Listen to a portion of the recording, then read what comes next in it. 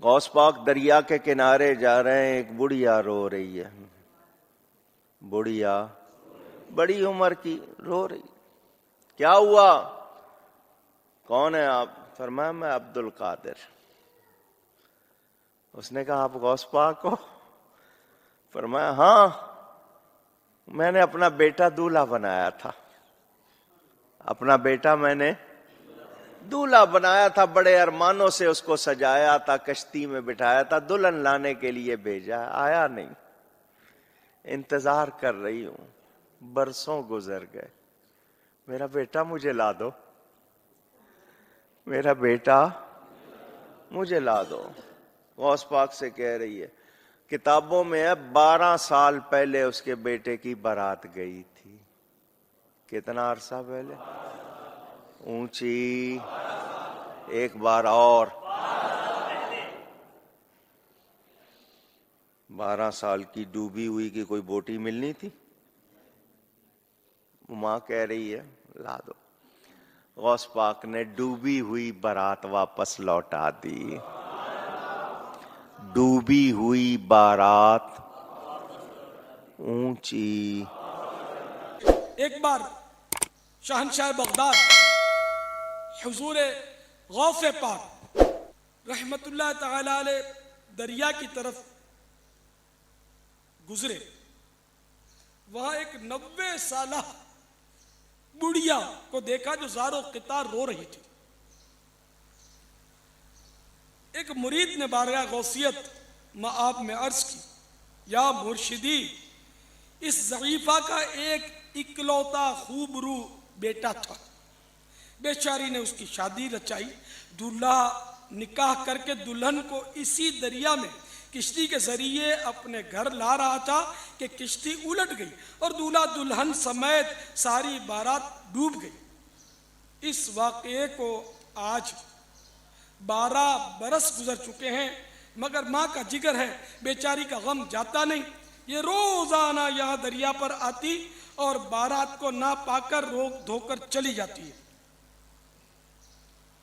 میرے مرشد میرے غوث پاک شہنشاہ ولایت تھے، سراپا کرامت تھے. آپ کو اس پر بڑا ترس آیا اور آپ نے اللہ رب العزت عز و جل کی بارگاہ عظمت میں دعا کے لیے ہاتھ اٹھا دیے. چند منٹ تک کچھ بھی ظہور نہ ہوا. بیتاب ہو کر بارگاہ خداوندی میں عرض کی، یا اللہ عز و جل اس قدر تاخیر کیوں؟ ارشاد ہوا، اے میرے پیارے، یہ تاخیر خلاف تقدیر و تدبیر نہیں. ہم چاہتے تو ایک حکم کن مانے ہو جا، یعنی ہم کہتے ہو جا تو تمام زمین و آسمان پیدا کر دیتے، مگر بمقتضائے حکمت ہم نے زمین و آسمان 6 دن میں پیدا کیے. بارات کو ڈوبے 12 سال بیت چکے ہیں، اب نہ وہ کشتی باقی رہی نہ ہی اس کی کوئی سواری. تمام انسانوں کا گوشت وغیرہ بھی دریائے جانور کھا چکے ہیں. ریزے کو اجزائے جسم میں اکٹھا کروا کر دوبارہ زندگی کے مرحلے میں داخل کر دیا ہے. یہ اللہ تعالیٰ نے یہ اللہ کی قدرت ہے. وہ چاہتا تو کن سے اسی وقت سب کچھ ہو جاتا، لیکن بہرحال اس کی قدرت ہے، اس کی مشیت ہے. تو یہ فرما کر ارشاد ہوا، اب اس بارات کی آمد کا وقت ہے.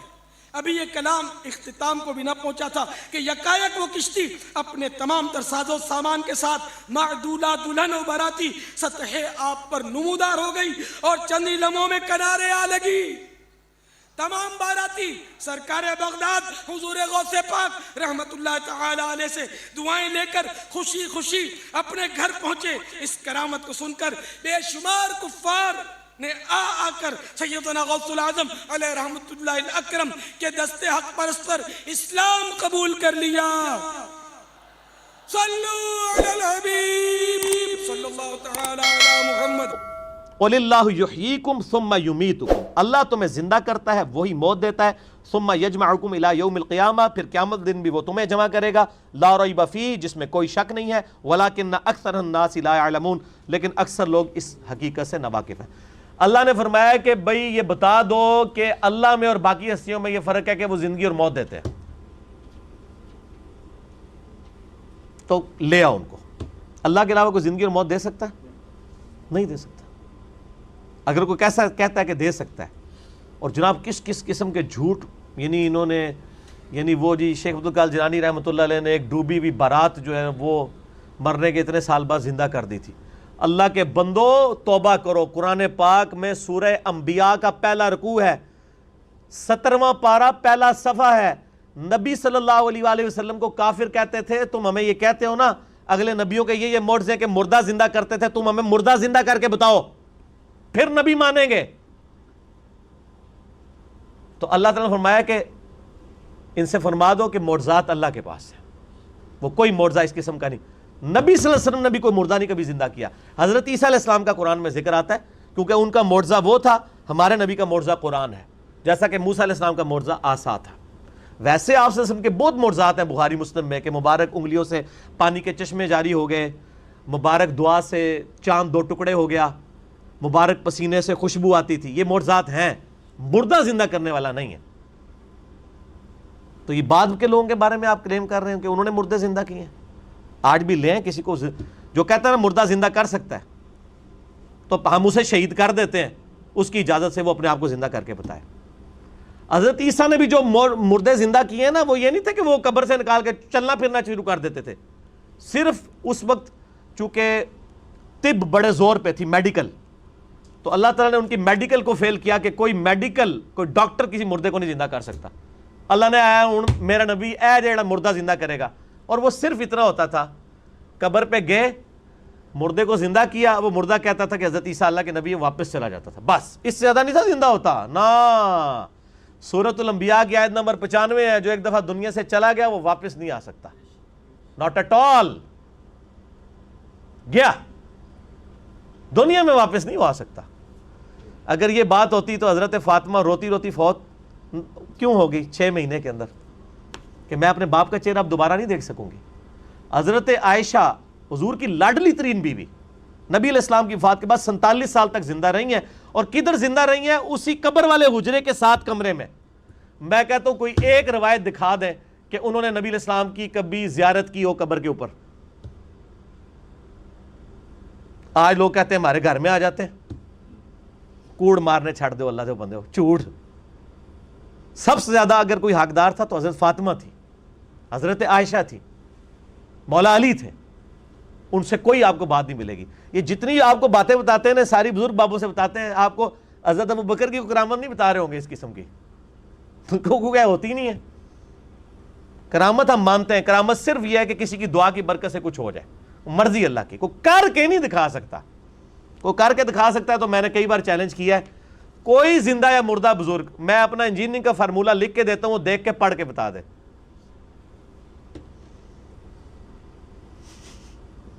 وہ جن کو چیلنج دے رہے ہوتے ہیں وہ کہتے ہیں نہیں یار نہیں پڑھ سکتے ہو۔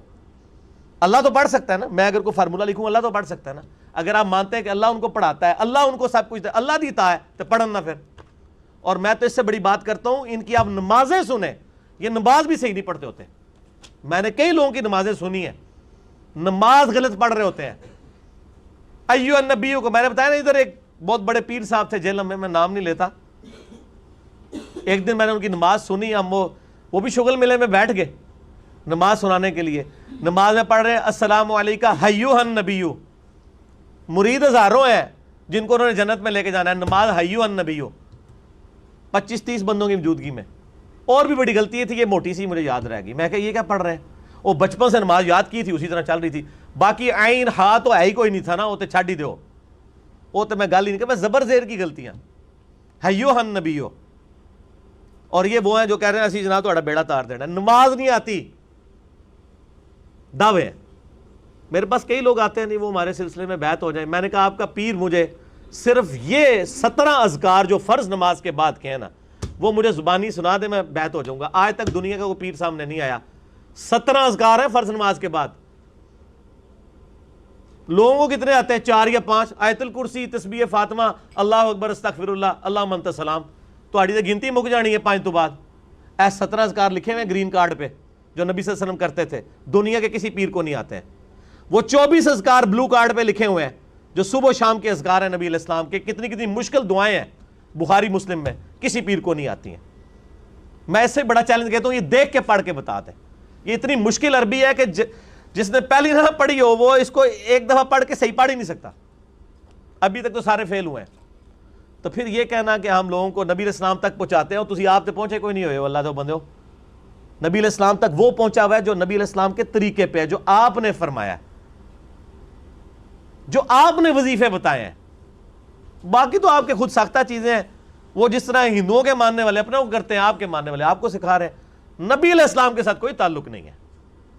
نبی صلی اللہ علیہ وسلم جو کچھ دے کے گئے وہ یہ موجود ہے اس میں، وہ اس قرآن کے اندر ہے. باقی سب کچھ آپ کے بابوں نے آپ کو دیا ہے، اس کا دین سے کوئی تعلق نہیں ہے. ٹھیک ہو گیا جی؟ اور ویسے بابوں کے اوپر کوئی ناراض بھی نہیں ہونا چاہیے، کیونکہ سارے ایک دوسرے کے بابوں کو نہیں مانتے. جب سارے ایک دوسرے کو نہیں مان رہے ہیں تو ہم کہہ رہے ہیں سارے ٹھیک کہہ رہے ہو، کسی کے بھی نہ مانو. ایک بندے کو اپنا امام بناؤ، امام اعظم محمد رسول اللہ صلی اللہ علیہ وآلہ وسلم صلاۃ تسلیما کثیرا کثیرا. ٹھیک ہو گیا جی؟